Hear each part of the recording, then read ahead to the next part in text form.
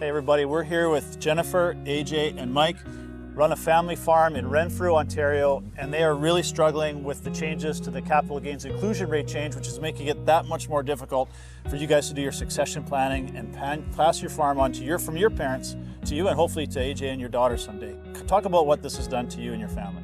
So it's a few things. One is my parents sold a farm that we couldn't actually purchase. It was too expensive for us because my parents have worked hard their whole lives, and this is essentially their retirement plan.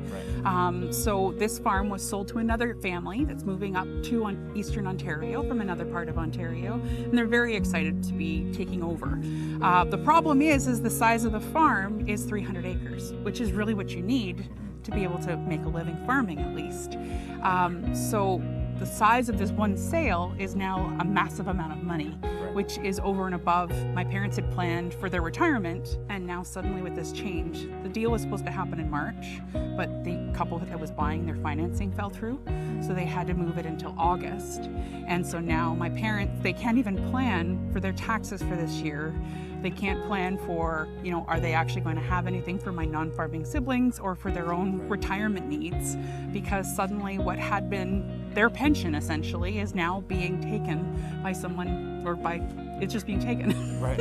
So your parents are being punished for all their years of hard work and investment in growing that farm. And the Liberals like to say that this capital gains inclusion rate change only impacts the 0.13% of the wealthiest Canadians.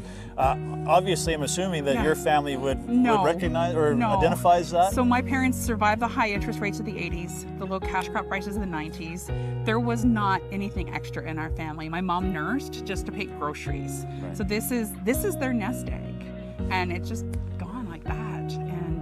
And yeah, we'll be okay, but it's just there's nothing. They have to save whatever's left now for their own long-term care. And then for us, it's like, well, I guess we just need to plan on you getting a really good job at hydro. Because there's no way in heck we can sell this and pay the taxes, because then the amount we'd need to sell it for, he wouldn't be able to make the mortgage payments on it. Right. And we want better for our kids than that. And how tough is it for your parents and even yourself that they've survived all those challenges over the decades, but you weren't able to keep the farm as a whole? You've had to split it up. So how tough is it for you and your family that your family worked so hard, your parents, to grow the farm and build the farm, and now you had to split it up because they can't afford to sell it as it is, and you guys aren't able to keep the family farm as a whole, and you're having to make these really hard choices? There's so little time for this. We can't even plan because the rule has been passed and there's nothing written about how to accommodate. So time passes on. My parents are still going to have to file their taxes, and they can't actually plan where they go with this, what goes on, because what they thought they had as their nest egg is now a fraction of what it once was.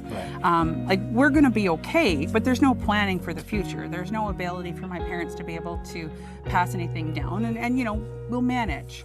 But there's a whole generation here that did without, and this is essentially robbing them of their financial security in their elderly years. Right. Well, and you're right. The Liberals tabled announced this plan in the budget without talking to a single farmer. In fact, we asked the Minister of Agriculture, did he know about the capital gains inclusion rate change being in the budget, and he said no. And he still hasn't talked to any farmers about the impact that this is going to have, and we still don't have any legislation. So when you talk about how hard it is to plan, even with this change, there's really nothing to plan for, is there? Well, and they talk about this is like a wealthy minority. No, these are all people who, bought in when prices were low and now are, hoping to sell if prices are high, which is great, but everything else has gone up too. Right. Right? Like there was no employer putting money in. There was no assistance. Like this is literally a lifetime's worth of sacrifice. Right. All being spent at one time, because you can't sell a part of a farm. The next family needs to be able to buy that so that they can actually make the improvements they need to make on it. Right. We want to make sure that we keep the family farms intact in Canada, keep farming viable. Mm-hmm. Where you see the capital gains change, the carbon tax, fertilizer tariffs, all of these things are increasing your input costs. And I'm sure you're having to make some very difficult decisions on whether you can keep this going. Well, I have off-farm income so that we can cover groceries, because you never know from one minute to the next what we're next. The peons for collateral damage based on world politics, because I'm a canola grower, and suddenly that's going to be an impact too we suddenly have to deal with on top of the fertilizer tariffs we've already been trying to manage the past few years. Right. Well, that just shows you how important it is to have a common sense conservative government that is going to axe the tax, axe the capital gains inclusion rate change, and ensure that our family farms are economically viable as well as environmentally sustainable. Thanks very much, you guys, and I hope you have a great rest of your harvest this fall. Thank you.